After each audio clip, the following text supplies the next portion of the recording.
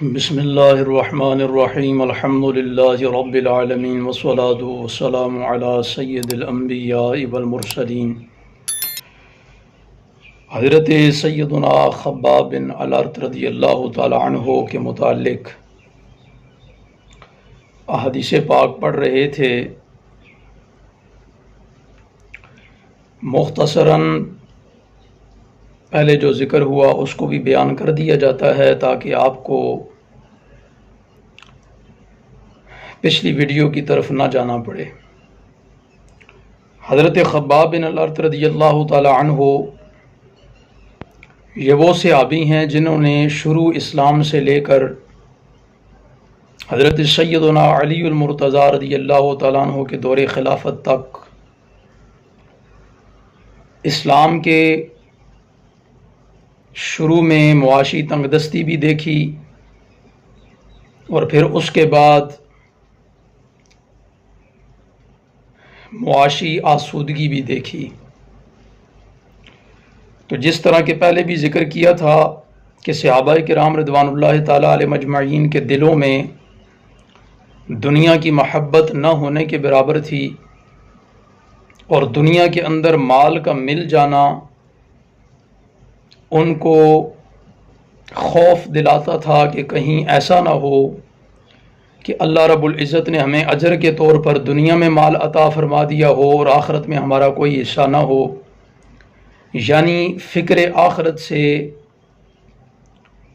لبریز تھے صحابہ کرام رضوان اللہ تعالی علیہ مجمعین۔ تو ان کے متعلق حدیث پاک ہم پڑھ رہے تھے کہ وہ جب بیمار ہوئے تو ان کی عیادت کے لیے حضرت قیس بن ابی حازم بیان کرتے ہیں کہ ہم گئے، تو اس موقع پر انہوں نے حضرت خباب بن الارت رضی اللہ تعالیٰ عنہ نے کہا کہ حضور کے زمانے میں جو صحابی فوت ہو گئے، جو ہمارے دوست فوت ہو گئے، دنیا ان کا اجر و ثواب کم نہیں کر سکی اور ان کا عمل بھی کم نہیں کر سکی، اور ہمیں اب مال و دولت بڑا مل گیا ہے،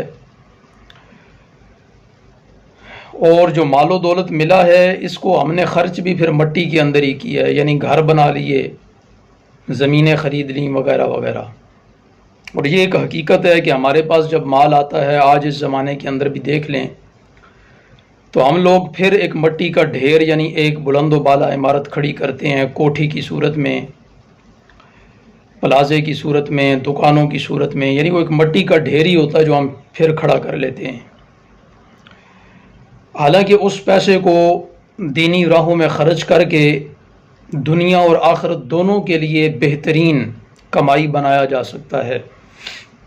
تو اس کی طرف اشارہ کرتے ہیں کہ اللہ رب العزت نے ہمیں جو دولت عطا کی،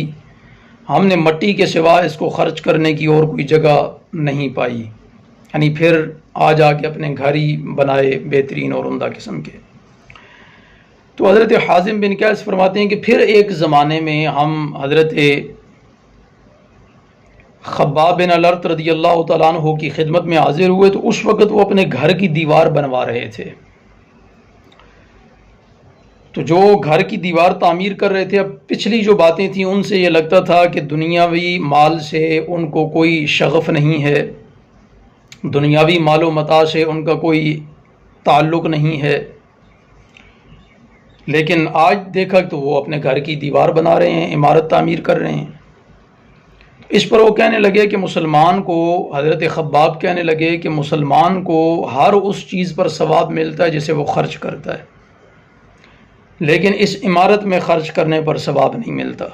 یہ بھی ان کا تقویٰ تھا۔ حالانکہ ضروریات کے لیے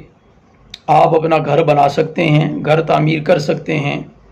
اور وہ گھر جو آپ اپنے بچوں کے لیے خرچ بناتے ہیں، اپنی بیوی کے لیے بناتے ہیں،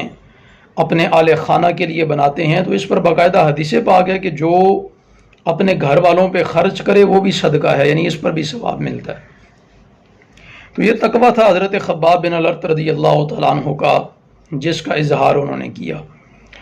اور پھر یاد رکھیں کہ عمارت میں ثواب ملتا ہے اگر عمارت اچھی نیت سے بنائی جا رہی ہو۔ مسجد کی وہ بھی عمارت ہوتی ہے،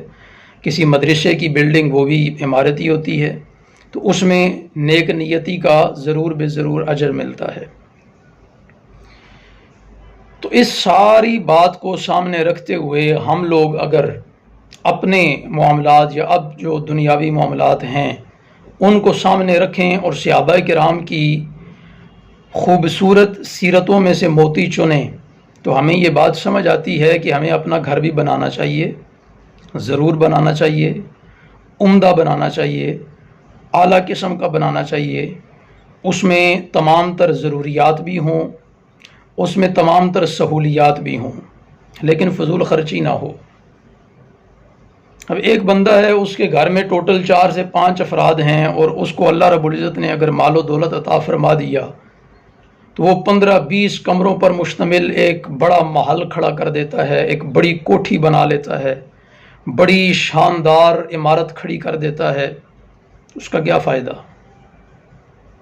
4-5 لوگ ہیں تو 4-5 کمروں پر مشتمل ایک خوبصورت گھر، بہترین گھر، عمدہ گھر بنایا جا سکتا تھا، اسی پہ گزارا کیا جا سکتا تھا۔ ہاں، اس گھر کے اندر رہتے ہوئے آپ کی تمام تر ضروریات اور پھر وہ گھر تمام تر سہولیات سے بھی مزین ہو، اس میں بھی کوئی حرج والی بات نہیں۔ لیکن ہم لوگ ضروریات اور سہولیات سے آگے نکل کر فضولیات میں پڑ جاتے ہیں، اور فضولیات جو ہیں ان سے اللہ رب العزت کے رسول صلی اللہ تعالیٰ علیہ وآلہ وسلم نے منع فرمایا۔ خود اللہ رب العزت نے اس بات کو ناپسند کیا۔ باقاعدہ حدیث پاک ہے کہ جس میں ذکر ہوتا ہے کہ 3 چیزیں اللہ رب العزت نے حرام قرار دی ہیں اور 3 چیزیں اللہ رب العزت نے ناپسند کی ہیں۔ ان ناپسند کیے جانے والی چیزوں میں سے ایک اضاعت المال بھی ہے، یعنی مال کو ضائع کرنا۔ تو وہ مال کا ضیاع ہے جو ہم کر رہے ہیں صرف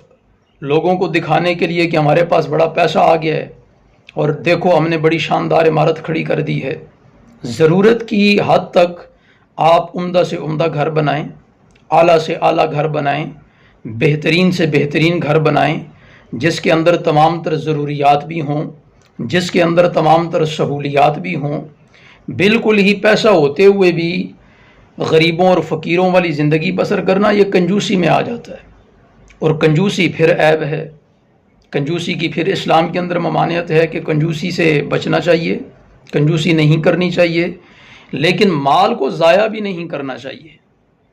فضول خرچی بھی نہیں کرنی چاہیے، کیونکہ قرآن میں اللہ رب العزت نے اس کو شیطانی کام قرار دیا کہ جو فضول خرچی کرنے والے ہیں وہ شیطانی کام کرتے ہیں، بلکہ یہاں تک کہا کہ جو فضول خرچی کرتے ہیں یہ شیطان کے بھائی ہیں۔ ان المبذرین کانوا اخوان الشیاطین، کہ یہ تو شیاطین کے بھائی ہیں جو فضول خرچی کرتے ہیں، اور اللہ رب العزت کو یہ فضول خرچی کرنا پسند نہیں ہے۔ اللہ رب العزت کو یہ ناپسند ہے حدیث مبارکہ کی روشنی میں۔ تو اللہ رب العزت ہمیں مال و متاع، جیسا کہ ہم نے ایک حدیث چند دن پہلے پڑھی تھی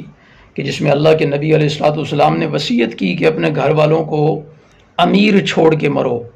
یعنی ان کے پاس پیسہ ہو تو پیسہ ضرور کمائیں،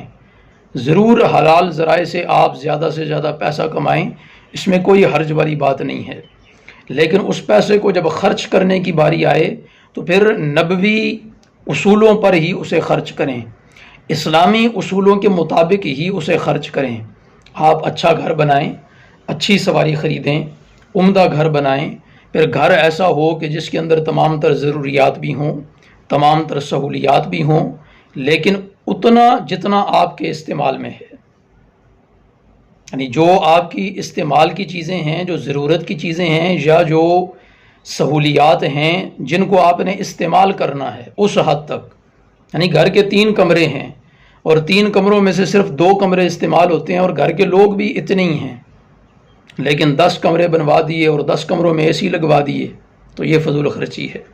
کہ 2 کمرے ہیں اور ان کے اندر اگر اے سی موجود ہے، ہر قسم کی جدید سہولیات موجود ہیں، تو اس میں کسی قسم کا کوئی حرج نہیں،